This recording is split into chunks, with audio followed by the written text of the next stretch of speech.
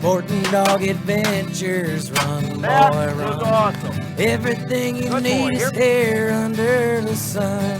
Everything you need is here under the sun.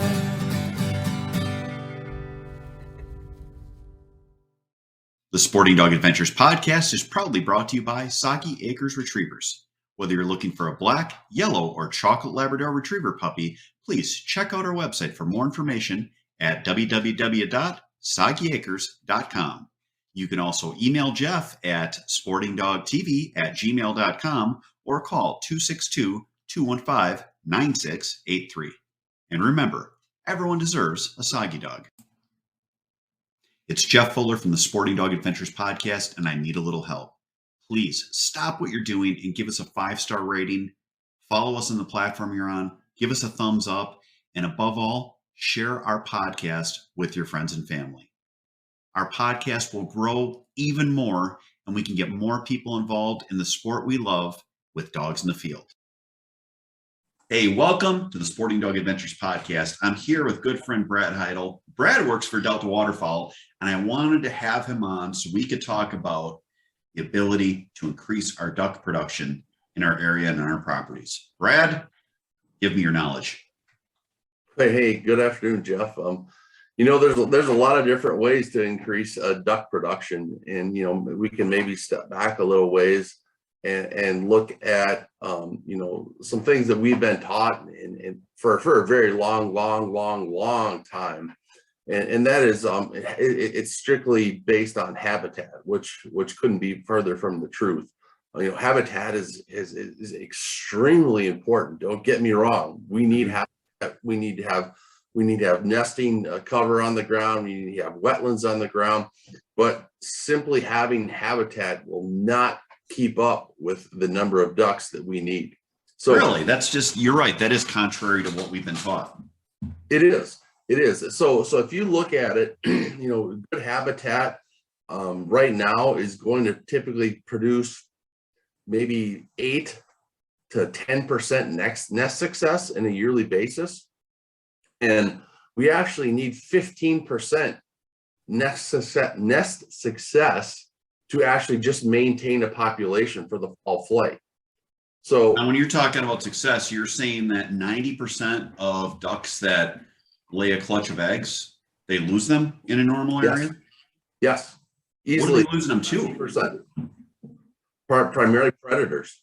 There's an unnatural increased amount of predators in the prairie pothole region currently. And that's because a lot of different reasons because of that. So raccoons were never in the prairie pothole region. Mm-hmm. You can talk to farmers and ranchers, whether it be in Saskatchewan, Manitoba, North Dakota, and they hadn't seen raccoons in our lifetime in the prairie pothole region. And now raccoons are number one predator of nests for whether it's ducks, pheasants, any ground nesting birds. They're getting hit by raccoons, skunks, foxes really hard. And that hadn't been there in the past. So you could have a large scale piece of habitat and you could produce that 15% plus amount of ducks or geese or pheasants on that property in the past, not any longer with the number of predators that we have out there. Migrating trash pandas. Who knew? Yeah, you throw in the possums and such. They come up the river system, and there's truth to that. They do come up the river systems, and then they spread out from there. I read an interesting meme the other day. It was about possums, how everyone talks about all the ticks they eat and how possums are great because they eat this many ticks in their life and blah, blah, blah. And then in the meme it said, possum also eat this many clutches of turkey eggs. And turkeys eat ticks too. And it was actually a net less, you had more ticks in theory, according to this meme. And it was on the internet, so it had to be true. Because you were losing that many birds to the possum as opposed to just them killing ticks. Yes, absolutely. And you look at another thing. The prairie pothole region, it really is where the vast majority of the ducks are produced for North America. That was little spots of family farms, right? Just like here in Wisconsin, they're little family farms all dotted the landscape up there. Well, as the economy grew and agriculture got larger, a lot of those family farms got eaten up. And so, you've traveled around North Dakota enough, you'll see abandoned home sites all over the landscape out there. Sure. They're filled with raccoons. Never thought of that. Mm-hmm. And so, those are just perfect areas for raccoons to live and breed, and a lot of those typically are around wetlands. Nice home site overlooking a wetland. Now they got a nice little condo there for raccoons. So how do we fix this? How do we fix it? Well, here at Delta Waterfowl, we've been doing 25 years of research on how to increase duck production. Sorry. And what do we want to do? We want to put more ducks over decoys. As an organization, that is our number one goal, is putting ducks over decoys. So what can we do? Two things that we've proven to be very effective. One is predator management, and one is hen house structures. So a hen house structure is going to be similar to a wood duck box. Okay. So, we've seen the success that wood duck boxes have been, all across, North America, as far as the ability to increase wood duck numbers. You saw last year, how many wood ducks did we have here in Wisconsin? Yeah, it was loaded. Oodles of them, and then, so we have a it's almost a tubular type structure, nesting structure, that we put out in wetlands, and it actually increases the nest success almost to 100%. Really? So 4% nest success for hen houses that are put over wetlands is less than 10%. That's pretty significant. And you'll also get almost darn near 100% survival rate of that hen as well, who's sitting on that desk protecting those nests. They're protecting. Sure. So is this something where people are buying these, or are they being shown at your banquets, and so that people understand? I guess, how are you getting your word out on this so that people do understand this? Because to me, yeah, it's habitat. If I've got unbroken cover, the birds are going to make it and they're going to be fine, because you aren't thinking of the predation. Yep. So Delta Waterfowl, we tout hen houses, these nesting structures, all the time. So we have roughly a little over 100,000 hen houses out on the landscape today. And what that means is we've manufactured these hen houses, we've installed them on property, sometimes public, sometimes private, wherever we have the permission to do so. Excuse me. And then it's real easy to manufacture and put them out, but they have to be maintained on a yearly basis. So every year we contract people to go out and maintain these hen houses, which they have to restuff them with grass. And at that same point in time, they also have a little app on their phone that directly relays information back to the organization that shows A, this house was still in place, B, it was maintained this year, and was there a nest in there from the year before? So then we're to really determine how many of these nesting structures get used. And it's a vast majority of them actually get used. It's pretty neat. And then year to year, we can see how that, progresses. So we plan on the life cycle of a hen house to be about 10 years. So is this something, as you've hunted at my different properties, is this something that at my properties that I own, that I would see an appreciable growth in the amount of birds I could hunt early season if I put stuff like this up? Or is this more of a macro scale where it's not going to help per se one property, but it's going to help the overall numbers in North America, especially when you look at somewhere like Wisconsin? More of a macro scale. I mean, you'll see obviously you'll see a fall flight increase on your properties. Will it be dramatic? Will it be something you'll be able to say, oh my gosh, I've got another 25 birds on my property this year? Probably not. Mhm. More on a large scale basis where, it's going to have an effect on the overall fall flight in general. So I'd be helping the people in Illinois with my houses. I need to get the people in northern Wisconsin to put these up so that it helps my hunt. No, not necessarily. That first year or that, those first few weeks, you're still hunting local birds, and a lot of those local birds could be birds that you raised on your property. Absolutely. Okay. We'll have to get some and try them at my place. That'd be kind of an interesting thing to look at. You should. There's a gentleman that I work with from time to time when I'm not able to supply them directly from the organization.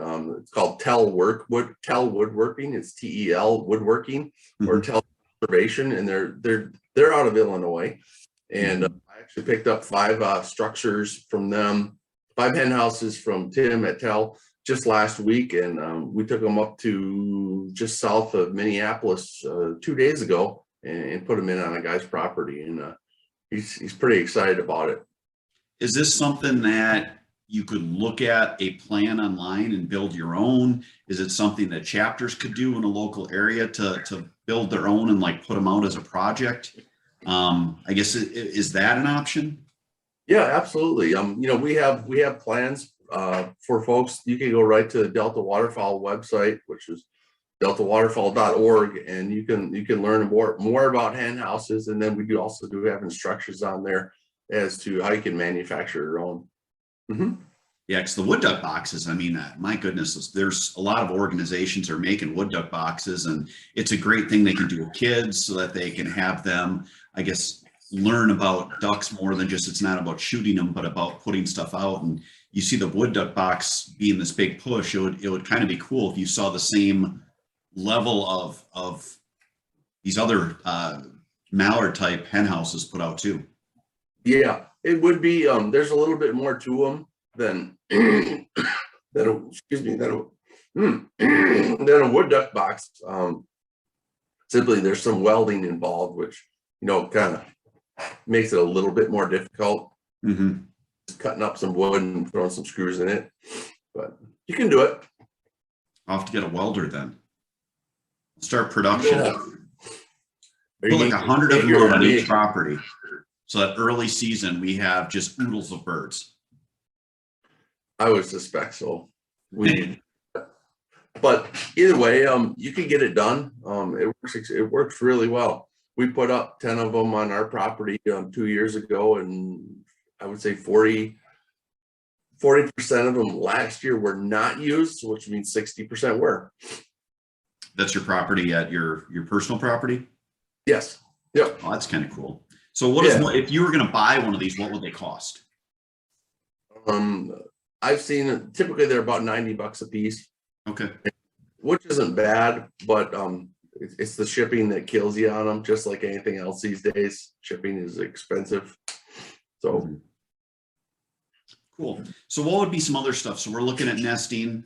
Obviously, property management plays into part of it as well. What are some other things to do? We've got our nesting hen houses up. We've got wood duck boxes out. What would be something else I could do to my properties that would really accentuate them and make them better? Well, there's really 3 ways to increase nest success. And that's one is to just hide the nests in giant, large, continuous tracts of land, whether it's easements or purchasing land, etc. That's not very easy for the average guy to do whatsoever. That's one way to increase nest success. Second would be to make the nests inaccessible to predators. So hence the wood duck boxes and the hen houses. That's something that we can do on a local level and have success with it and increase nest success. The second would be to remove those unnaturally high numbers of predators on your property. That's ravens, crows, skunks, fox. Those are going to be your number 1 predators of ground nesting birds. Sure. All right. So trapping.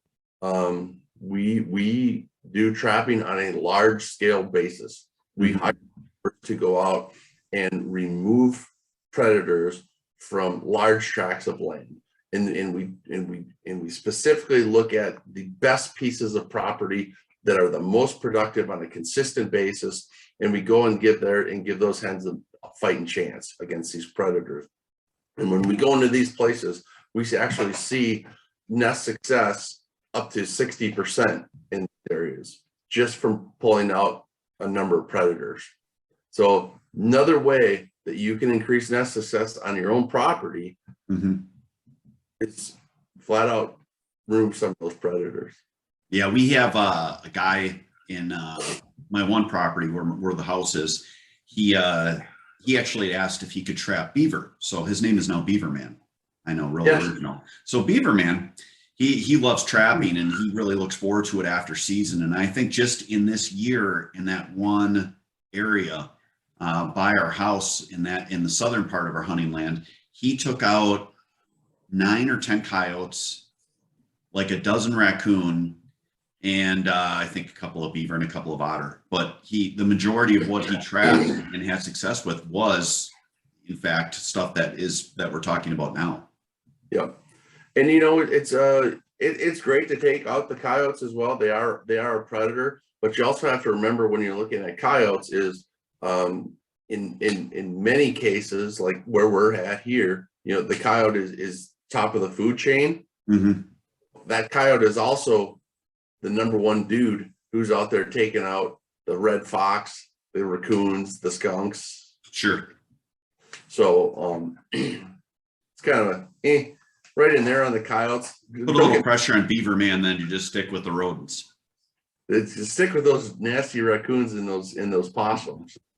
That'll be a big help. Yes. So what else do you guys have going on that you want to talk about at Delta Waterfowl before we're going to break, and then I'm going to talk about our Gundog training program. You are going to stick around, even if you didn't know it, to talk about a memorable hunt for the last part of the show. But what else are you doing to save the ducks? We're still doing a lot in reference to habitat. We're a proponent of putting more habitat on the ground. You have to work with private landowners in reference to habitat, simply because 90% roughly of all the ducks hatched in the prairie pothole region are hatched on private grounds. So you have to figure out ways to work with farmers and ranchers to help them better understand the importance of some of those wetlands on those properties and that grass on their properties as well. And so we continue to work with private and public landowners to help them better understand how they help duck production.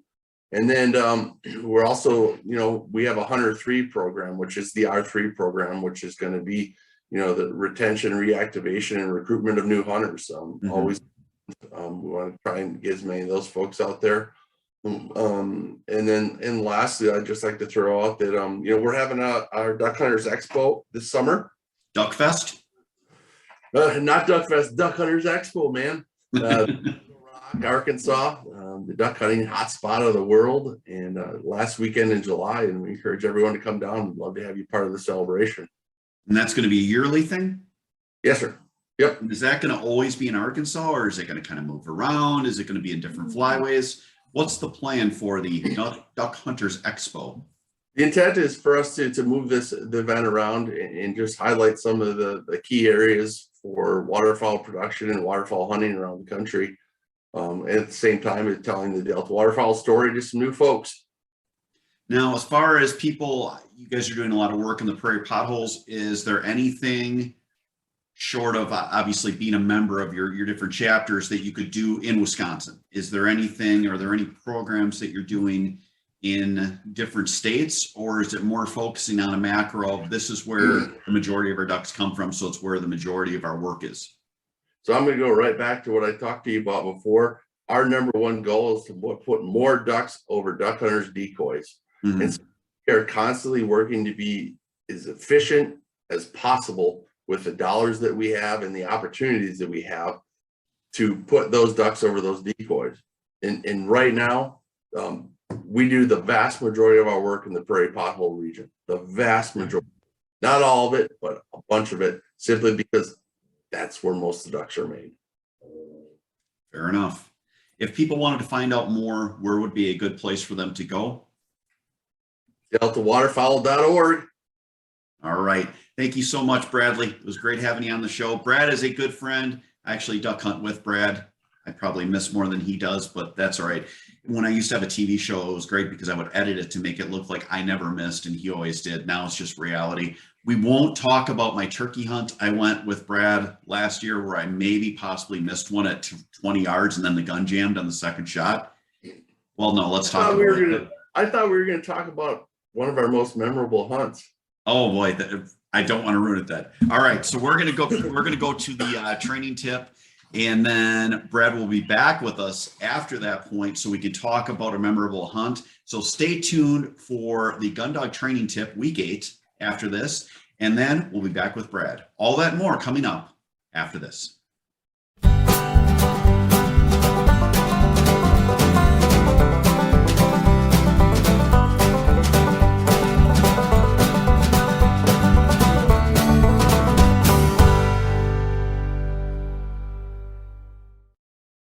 Welcome to Boucher in Janesville, where customer service is our #1 priority.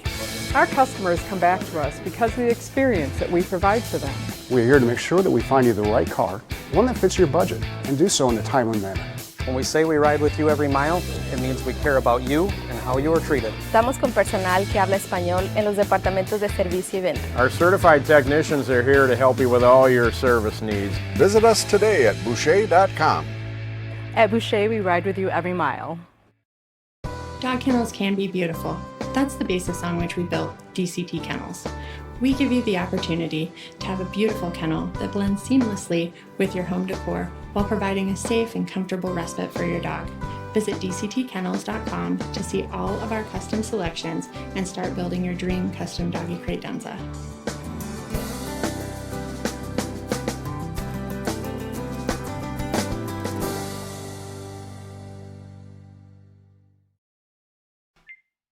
Hey, welcome back to the show. This is the training section of our show, which is our dog tip section. And today we are going to talk about week 8 of the Gundog training program. So we have, in essence, gone from where we started with our dog that was raw, that had no obedience, no mouth control, was not worked with an e-collar. So now we've built that retrieve to the level that the dog is releasing on name. The dog is picking up what we want them to pick up. The dog is coming back into heel and seated. What I'm going to do here in Wisconsin, because it is, oh gosh, we've got 2 inches of snow. It's still cold. The water in our ponds is not warm enough yet, but there are a couple areas that have, I would say, water that's probably 3 to 4 inches deep. So it's still a great thing to have water like that and work with water like that, which is called running water, because that is reality. That is what a lot of hunting area is like. So we are going to start working with the dogs in water this week, as well as land. So what I have is I'll have areas that have drier grass, and then I'll have areas that are more cattailish with a little bit of water. And I'm going to work with the dogs there. I've got one of my ponds that is holding about 6 inches of water in it right now. I'm going to work with the dogs there, and I'm going to start out in shallow water. Why shallow water? Because again, when we're looking at this, you are looking at something that is, hold on one second, something that is applicable to hunting, where you're not going to have deep swimming water that dogs are working in. Most of the properties I have, the dogs are struggling and going through vegetation. They're going through heavy mud. So we can emulate that here on our property, but you still have that need for your upland hunting as well as your field hunting and waterfowl hunting, where the dogs are finding stuff in heavier grass type cover. We don't want to go to where if it was green, we would find an area that didn't have tall grass. You don't want to go to an area that is just this big, tall, impenetrable cover. But we're going to increase the degree of difficulty on our retrieves, as well as adding that water element in. Now, when you're working with dogs, if you're going straight to a pond, you have to reinforce the hold command, and if they drop it, correct them. That's not going to be as hard when the dogs aren't swimming, because the dogs aren't going to want to come out of a pond and shake. But if you do jump to where you're working with them in water and you're going into a full pond, You want to make sure that you are, again, telling them hold the entire time they're coming out. So the dog goes out, and I do this on land retrieves as well. Dog goes out, you release them on their name, they go on the retrieve. Once they have it in their mouth, it's hold, good dog, hold, hold, hold, repeating it over and over again. Why do we repeat commands? Again, we're repeating commands because we want to make it 80 to 90% positive, 10% negative. We can only do that if we're repeating ourselves over and over. It also ensures that the dog understands this is what I'm supposed to do. They like it when I do this, so that then if they do drop, you correct them with the collar, nick them with the collar and tell them fetch. And you have that negative where you're putting them in a position where they understand they have to hold, because otherwise they will get corrected. Consistency, consistency, consistency. The other thing that I am going to do with the dogs this week, I have an area that is dry land that goes through some of that running water that's probably maybe 6 inches to a foot deep. Toward the end of the week, once we get warmer, I'm going to have them go off a bank, through some water, back onto dry ground, into some cover, and then bring it back. It's called a land, water, land concept. These are concepts that dogs will see when they hunt, and it's why dogs struggle if you only work with them on open water. It doesn't mean that dogs that are worked with only on open water are not going to be hunting dogs, but then you'll see them transition to hunting when they're going to struggle, because ducks generally aren't on a pond that is open and mowed all the way around. So give them the ability to go out and work. When they're working, again, don't talk. Keep your mouth shut. If the dog is out hunting, there's no reason to tell them to hunt it up. If they are struggling and they get too far off to the right or too far off to the left, you can walk out toward the item that they're supposed to find, which is your bumper or your bird that you've thrown at this point, and you can tell them to hunt it up and redirect them into that area. Try to take them so that the wind is at their advantage. So if you have, let's say, a crossing wind or a wind that goes to the right or left, work them over to that side of the item that you're finding. Even if you find a bird when you're hunting, have the dog come in and find it. Don't point it out to them like, hey, there it is, Dippy. Have them find it with their nose so that you keep that drive and that perseverance going in the dog. We're going to have our obedience now to a level where the dog has to listen. They have to be in that perfect obedience spot. They are going to be corrected if they're not healing properly, whether you're walking when you're telling them heel or where they're coming in, you're telling them to heel and sit. They're going to stay seated until you release them, and they are going to be obedient and come to you when you call them.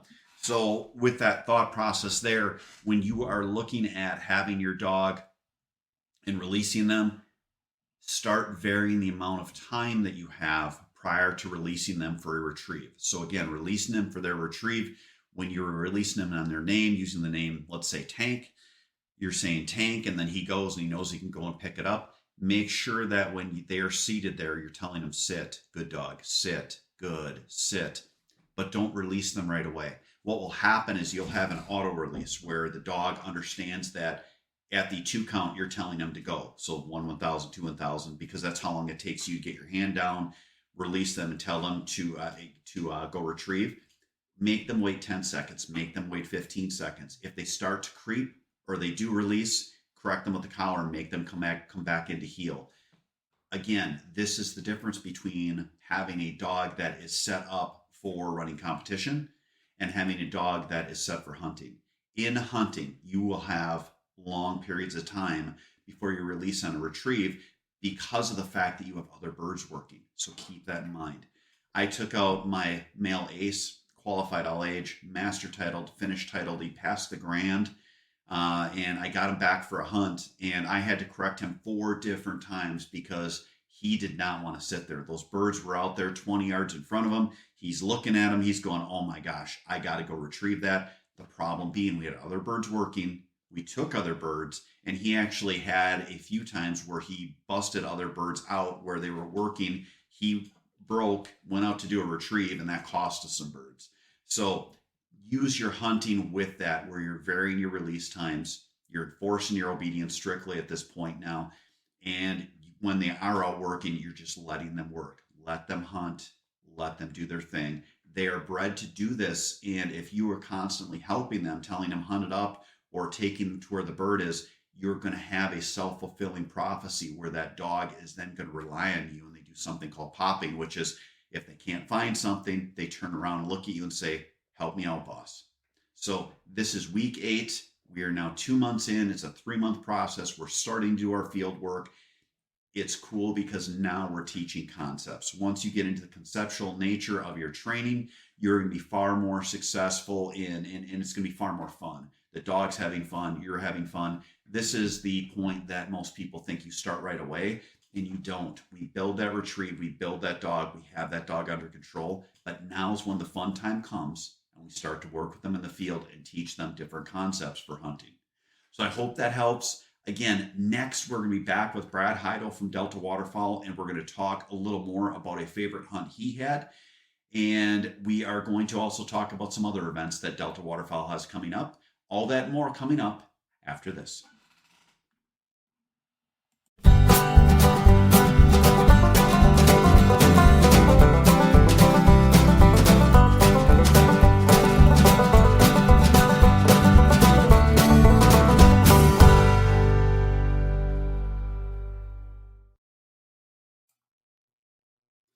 The Sporting Dog Adventures podcast is proudly sponsored by Trupanion, medical insurance for the life of your pet. We all know that unexpected accidents can happen. That's why I partner with Trupanion's breeder support program to send all my puppy buyers home from Soggy Acres with an offer for Trupanion coverage. Learn more about Trupanion and sign up for their breeder support program by visiting trupanion.com/breeder. Be sure to tell them that Sporting Dog Adventures sent you. If you love the shooting sports like I do, you need to check out our friends at Mech Outdoors. They have fantastic products, whether you're looking at shot shell or metallic reloading, or you want to get yourself a clay thrower so you can practice up for the season. For more information, check out their website at mechoutdoors.com. Hey, welcome back to the show. Brad, we need to talk about a memorable hunt. What do you want to talk about? You know, I thought about this long and hard, and a memorable hunt that comes back to me, really not even a hunt of my own, which is cool. So it was many moons ago, and I really, it really made me understand the importance of a good hunting retriever, and what dogs do to conserve wildlife. Mm-hmm. And I'm not placating you here because this is a real story. It's no, I'm you have me engulfed in the story. Don't take it as I'm not listening. This was many moons ago.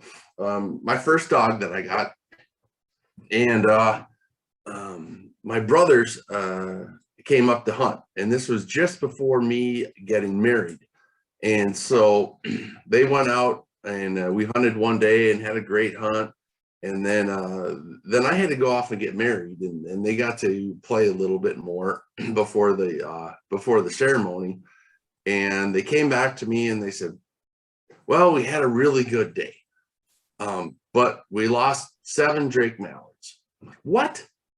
I'm like, "Where was the dog?" "Well, we decided not to bring it." Mm-hmm. I'm like, "Why did you do that?" "I don't know. We just didn't feel like it." So we go, they lost 7 Drake mallards, right? Mm-hmm. Initially cripples, dead birds. I went out there the following day, so not hunting at all. Mm-hmm. That dog was able to find those 7 ducks. Pretty cool stuff. It just really drove home the importance of having a really good dog in the blind, not only just for the companionship and everything else, but it really does save waterfowl. And you have really good dogs. Yes. Where do you get your dogs from, Brad? I get them from Soggy Acres. They're Soggy dogs. Yes, they are. Now, it's funny because we talk about the importance of a retriever. We talk about the importance of a good dog. And there are times when people will feel it's too cold for their dog to go out to get a duck, and they'll go by themselves. And I watched one of those times when I was hunting during a late November hunt where it was at my property, where we handled you, and you were the dog that was going out to get the birds that were on the ice, which was funny because we were actually giving you whistles and trying to give you directional casts and all sorts of fun stuff. Absolutely. I take direction well. You did. You performed. You didn't put it in your mouth and hold like we had hoped, but you did bring it back from hand to hand, I guess would be the way to look at it. Exactly. So, but yeah, the other thing I was referencing that Brad didn't bring up is we were turkey hunting last year, and I maybe missed a tom at 10 yards, or now it's probably 20 yards, shot right over him. And Brad is a comedic figure. So the entire time after that, I shot another tom about an hour later, but the entire time until that second bird came out, I got to hear about, oh, I'm cold. Oh, my feet are really cold right now. Boy, breakfast would be great. And when that second bird came out, I'm not even going to sugarcoat it. I did not shoot for the head. I shot for the body because I thought there's no way in hell I'm going to listen to Brad give me crap about missing a second bird. I don't know how I missed the first one. Well, I do. I shot right over the top of him. But I made sure that second bird did not leave. Yeah. That's a good thing, because if that would have happened, we'd have been going for breakfast. So, oh yeah, the time, it was Tebow time. We were getting to the point where you had to leave to go do probably a Zoom meeting at the time, and it was about to get cut short. And at least I didn't miss. We were successful, and it was a fun hunt. Always is. So Brad Heidel from Delta Waterfowl. Brad, one more time on the website, please. You bet. DeltaWaterfowl.org, and hope to see all of you at the Duck Hunters Expo in Little Rock, end of July 29, 30, and 31. Check it out. It should be a fun show. I am going to try to make it down. I don't think I will this year, maybe next year. But if you want to find a great organization and help a great guy named Brad Heidel, check out Delta Waterfowl. I want to thank Brad for being on the show. Thank you for listening and being a part of our show today. We realize there's a lot of options out there. We love the fact that our show is growing at the rapid pace we are. We want to have you listen next week. We got another great show coming up. And again, thank you. Have a great week, everyone, and God bless.